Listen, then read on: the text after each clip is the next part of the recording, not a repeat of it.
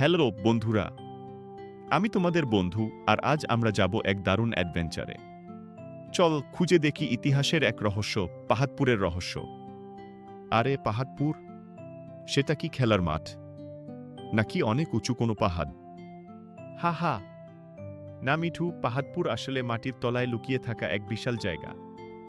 আজ থেকে প্রায় 1200 বছর আগে এখানে ছিল সোমপুর মহাবিহার।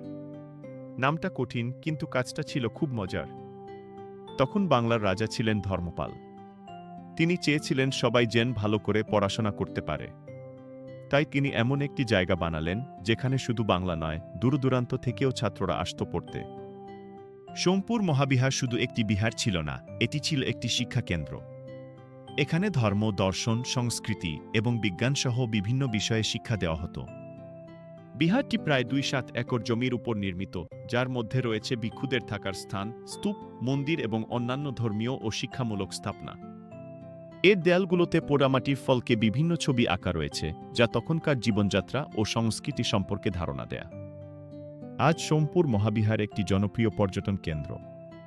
এটি আমাদের দেশের গৌরবময় অতীতের একটি উজ্জ্বল দৃষ্টান্ত।